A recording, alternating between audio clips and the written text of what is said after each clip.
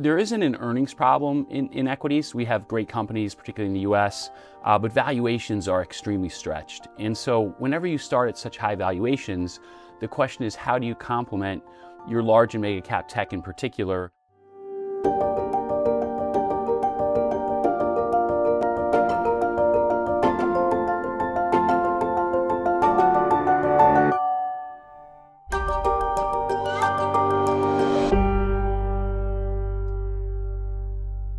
Welcome to the Alts Report, where we explore the value of alternative investments and the trends shaping today's markets. Today, I'm pleased to welcome Troy Gayeski, Chief Market Strategist for Future Standard, to the Alts Report. Our topic today is implementing alternative investments in portfolios. Alternatives are diverse by design. Each asset class has its own characteristics and considerations. That is why it can be important to evaluate and select strategies that align with your long-term financial goals. Troy, thanks for being with us today. Let's get started. Can you outline a few of the key challenges advisors and clients are facing in today's current market environment? Yeah, we'd say there's three, and I'll start with the newest one, is how do you help clients put these massive cash piles to work that have built up dramatically since the pandemic, where you're meaningfully increasing income and or total return? You know, some strategies are total return, Sure. Some are income, without taking uncomfortable levels of risk. So that would be challenge one. You know, challenge two is there isn't an earnings problem in equities. We have great companies, particularly in the US, but valuations are extremely stretched. And so whenever you start at such high valuations, the question is, how do you complement your large and mega cap tech in particular, Sure. but also US equity exposure, hopefully taking less risk and not leaving too much money on the table? And then the third, has really been with us since 17 or 18, is how do you complement or replace fixed income to have more income with less volatility? And I'd say the challenge isn't as acute today as it was in 2020 and 21 Sure. before the Fed hiked. So cash replacement or complement, equity complement or replacement, and fixed income complement or replacement.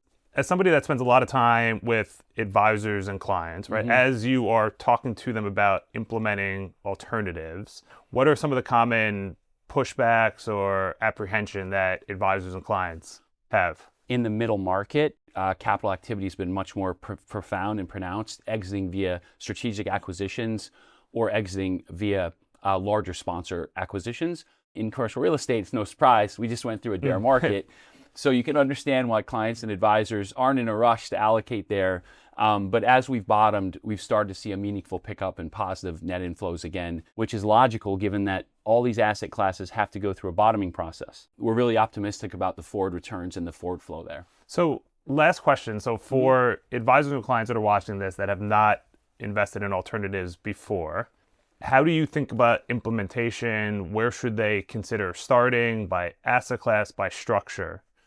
Yeah, great question. So for those that have not been big users of alternatives historically, typically one of the first ways to get clients invested is that cash or fixed income replacement substitute.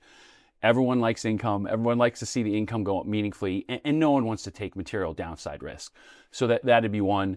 Another way is if you're starting in alternatives, you more than likely at this stage of the game want to utilize an evergreen vehicle, because yes, you are sacrificing some degree of liquidity. You have monthly subscriptions, typically quarterly redemptions with tendering limitations, but you're not locking up your money for 7, 10, or 12 years. Yeah, and I think we're even seeing that across our platform, right? Folks starting with evergreen funds, building the core, and then for clients that can accept a degree of illiquidity, right, satelliting drawdown funds around that. So I think that makes a lot of sense. So Troy, that was great. Thanks for joining us. We appreciate you all joining us for this edition of the Alts Report. To learn more about alternative investments and our platform at Morgan Stanley, please visit ms.com/alts or reach out to your Morgan Stanley financial advisor or private wealth advisor. We look forward to seeing you next time.